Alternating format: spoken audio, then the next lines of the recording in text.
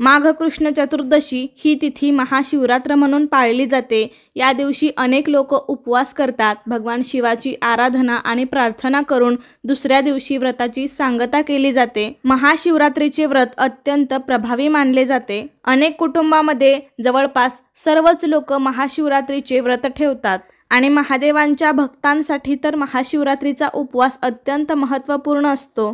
तर आजच्या व्हिडिओमध्ये मी तुम्हाला महाशिवरात्रीचं व्रत करत असताना कोणतं फळ आपल्याला चुकूनही खायचं नाही आणि जरी खाल्लं तरी आपल्याला या व्रताचं फळ मिळणार नाही, तर कोणतं फळ आपल्याला महाशिवरात्रीच्या दिवशी चुकूनही खायचं नाही हे मी तुम्हाला आजच्या व्हिडिओमध्ये सांगणार आहे। तर व्हिडिओ शेवटपर्यंत पहा। त्याआधी चॅनलवरती नवीन असाल तर आपल्या चॅनलला नक्की सबस्क्राईब करा। लगेच आजच्या व्हिडिओला सुरुवात करूया।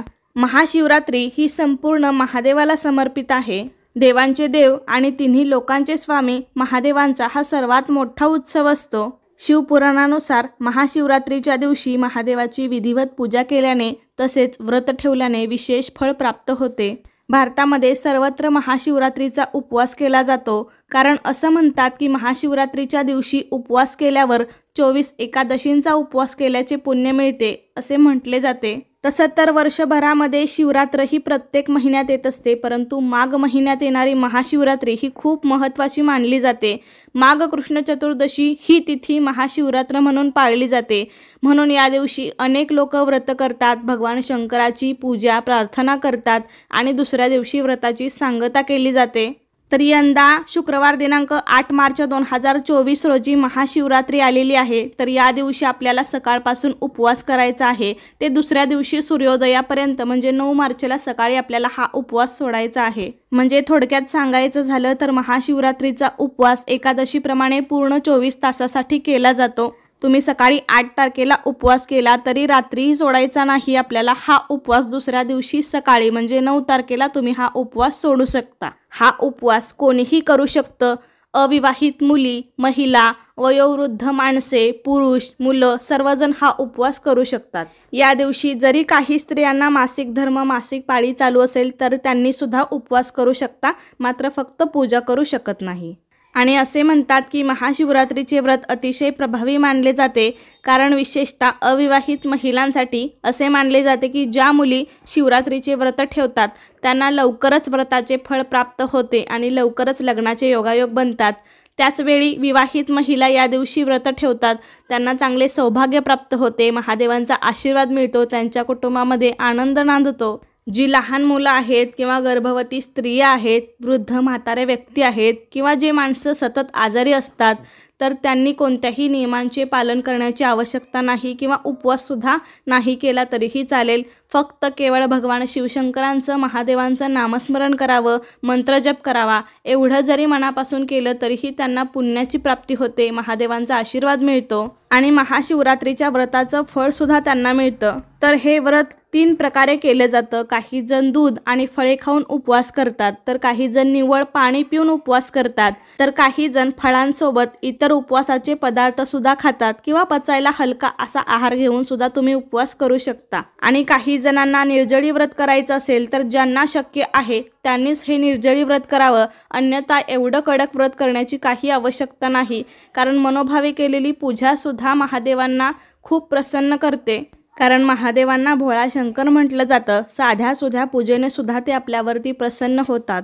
तसे तर महाशिवरात्रीचा उपवास करण्याची प्रत्येक ठिकाणची पद्धत वेगळी असली तरी सर्वसाधारणपणे इतर उपवासाप्रमाणेच या दिवशीही उपवासाचे पदार्थ खाल्ले जातात।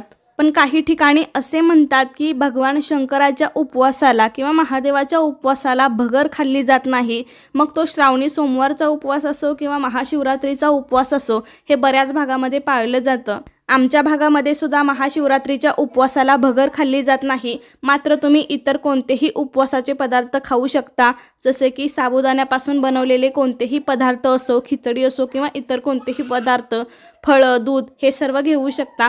फक्त भगर म्हणजे वरईपासून बनवलेले कोणतेही पदार्थ खाऊ नका।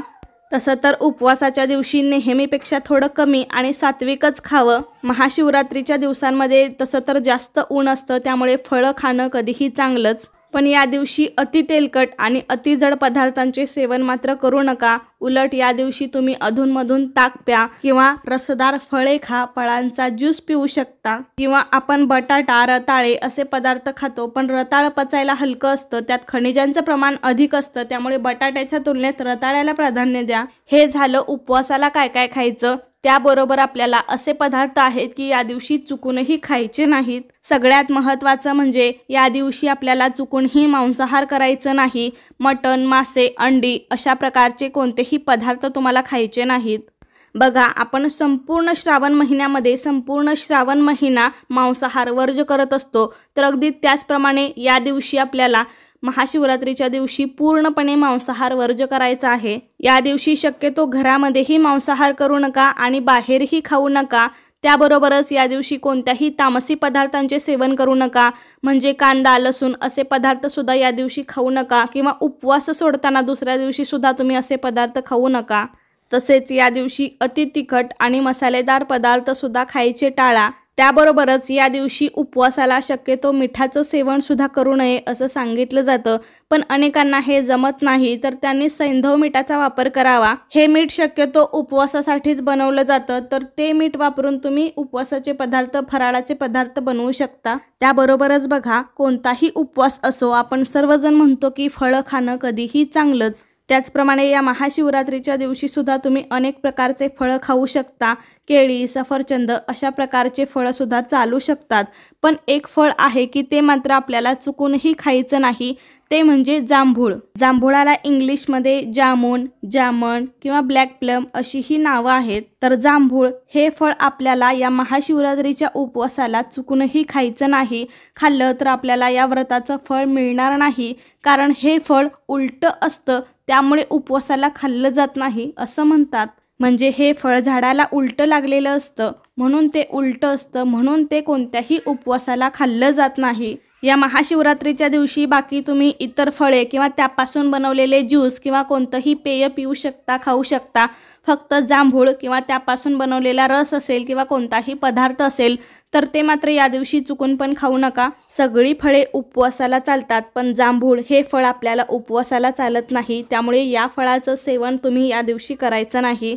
आणि त्यासोबतच भगर खायची नाही, मांसाहार पूर्णपणे वर्ज करायचा आहे, हे तर मी तुम्हाला सर्व सांगितलं। तर अशा प्रकारे आजच्या व्हिडिओमध्ये मी तुम्हाला उपवासाला काय काय खायचं आणि काय खायचं नाही याबद्दल माहिती देण्याचा प्रयत्न केला। कसा वाटला तुम्हाला माझा आजचा व्हिडिओ मला नक्की सांगा। आवडला असेल तर लाईक करा, जास्तीत जास्त लोकांपर्यंत शेअर करा, म्हणजे सगळ्यांना समजेल। आणि असे छान छान व्हिडिओ पाहण्यासाठी आजच आपल्या चॅनेलला सबस्क्राईब करा। धन्यवाद।